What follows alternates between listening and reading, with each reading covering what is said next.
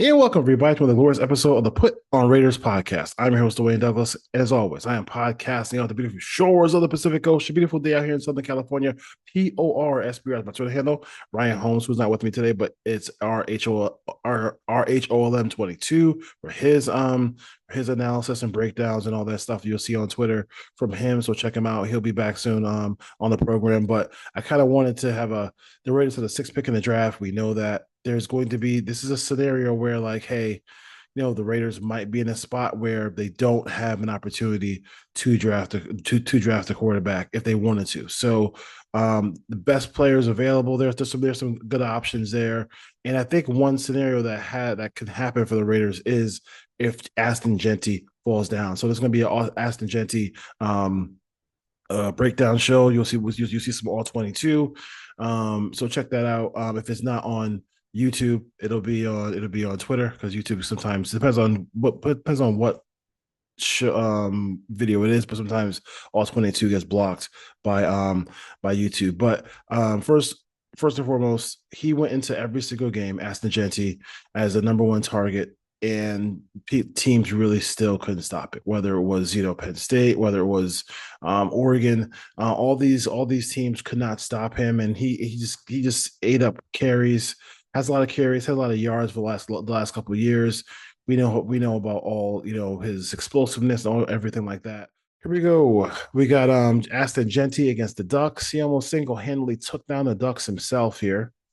So again, a run up the middle, which you kind of got to have that for your running back, and he can run in between the tackles. He can run to the outside. He can pretty much do it all. And I think one of the things in this game that I liked was that when it looks like when defensive ends had a clear shot on Aston Genty, he was able to still bust that thing to the outside. So you add him if the Raiders make this choice with a Chip Kelly, Geno Smith, I mean, Geno Smith has had some good running backs in his past with Seattle Seahawks.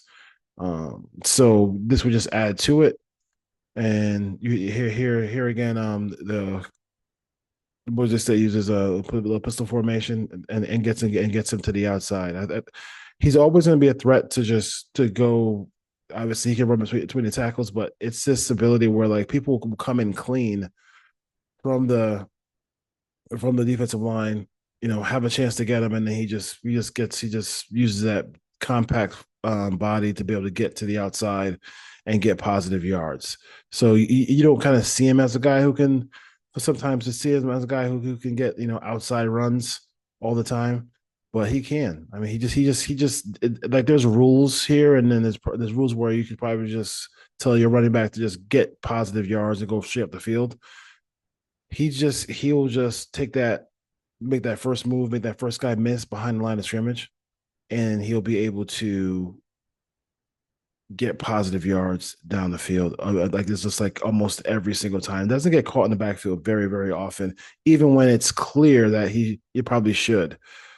Here, that was a good choice by him. Finding a hole there. And like I said, they ran the ball very well in this game. Kind of, I mean, I know, everybody was kind of shocked that that the game was this close, but they were able to do that again. And here he goes again. Like that's just, I mean, that you can't really, some things with him you can't really teach. He just has that ability to just keep those legs churning, and he's just falling forward for positive yards. He had a little cutback there against the Ducks. And then again, one of the most talented defensive lines in all football. And you gotta give the offensive line a lot of credit as well on that. This one here is I put this one here just because when you give the ball to Genty, so give the ball to Genty, all these different variations and all these attempts, then you can do things like this with the quarterback every once in a while, especially around the goal line. And that's something where Geno Smith can move with his feet as well too. So again, here that play, he looked like he was going to go bang his head on going inside, but again shows that ability to just bounce it, just here. I'm just going to bounce it outside and then just roll into the end zone for a touchdown.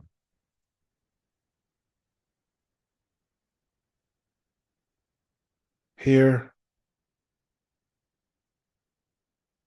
and this turns into a huge run, and he's in the backfield. Like I mean, they have him in the backfield where at least you could. Do you think maybe you'd hit him in the backfield and be able to slow him up enough and just gets hit twice.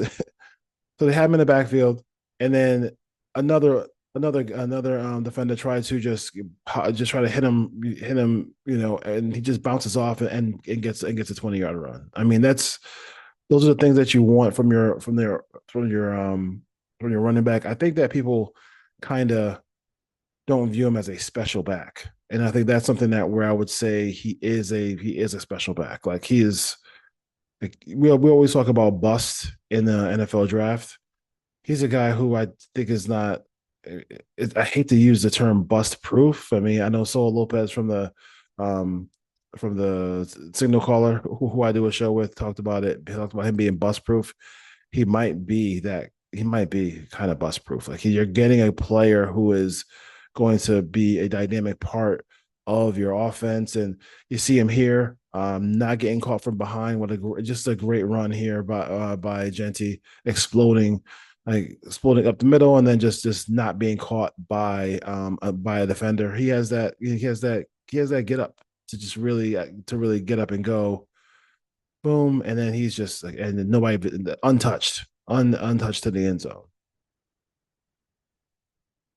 Now you got to commit to him, obviously. I mean, it'll be kind of him and Moster, and I do like the combination of like him and Moster. That will be a good one because Moster's a running back who you do not. He's a running back where you don't have to give him, a bunch of different carries. Moster's a running back where you can give him 10 carries and he could have 70 yards for you because he's just so explosive. Now he has to battle his injuries and things like that, but I think it would be a nice combination because you need a veteran running back anyway. I'm still going to be kind of if the Raiders don't take a quarterback here or find a way to get a quarterback here. I would definitely be a guy who wants them to still, if they do get Genty, to get another running back in this class as well to kind of solidify and help with the carries and just guard against injury as well. So again, this is Aston Genty versus Oregon, and we just kind of was watching the majority of his carries in this game. And again, like I said, you're going to see it over and over again. Like the guy he's that back, man. He's that back. I think sometimes we get enamored with other things, but he is that. If the Raiders did make this choice, it definitely would be with no real shot at quarterbacks if they wanted to go quarterback. And you probably get tired of hearing me say quarterback, but I still think even with Geno Smith, even if he was signed for a 2-year deal and the deal is not done yet, I would definitely go ahead and have the Raiders, if they had opportunity to take a quarterback, take one. But if they don't, and that scenario is going to be a real one for them, I think. Coming up here, and just like a pinball, he just and on this run here by Genty, it's just like the first guy just doesn't get him down. Like it's that's the kind of, I mean, that's the thing that you gotta love about his ability. He just, the first guy never gets him down. It just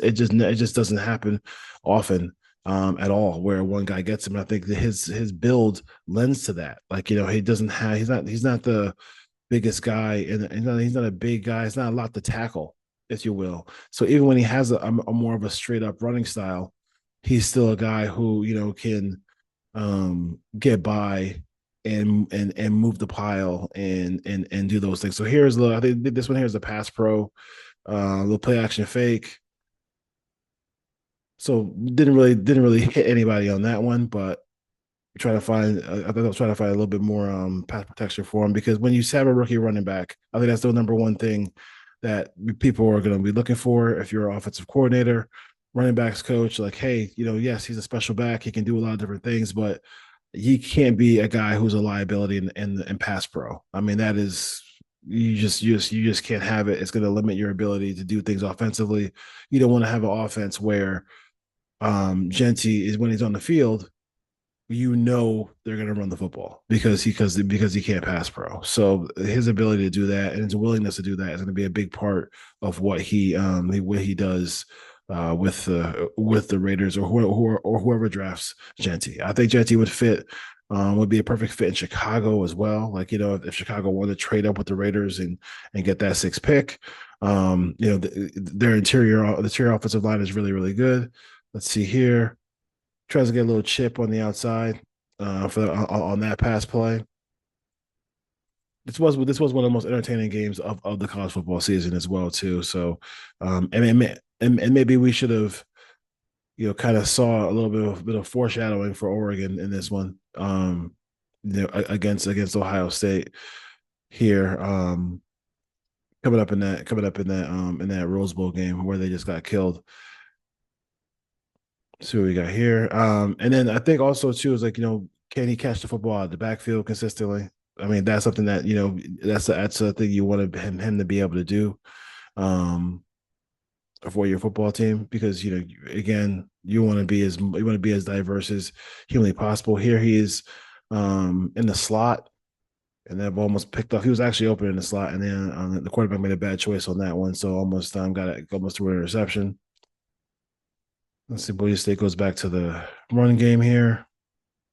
Again, keeps moving the pile. Difficult guy to bring down. And again, on that play, it looked like he was going to get stopped in the backfield, cut up. He just makes a quick decision to go up the field to get positive yards. I mean, and that's just a consistent theme with Genty. Just consistently doing that. In this particular game, there weren't a lot of pass attempts to him, but he definitely was cooking in this one and for the most part cooking in his career. I mean, he really is that back. Again, opportunity to give the ball there, and the quarterback took a sack, got hit there. A shotgun formation here for Boise State. Let's see what this happens on this run. Now the question is, can the Raiders with their present offensive line setup kind of move the pile and do these things if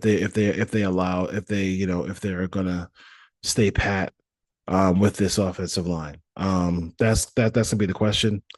We'll see. That's Ashton Genty, kind of in a nutshell here against Oregon. So we'll have some more breakdown of some more draft prospects here on the Put on Raiders podcast. I think in this situation, his ability to just keep those legs going, always get positive yards, and he has that ability to to break one down the field for you as well, which really is something the Raiders haven't had in a long time. All right, so, Put on Raiders podcast. All right, Put on Raiders podcast. It's Dwayne Douglas saying peace. Go Raiders. See you next time.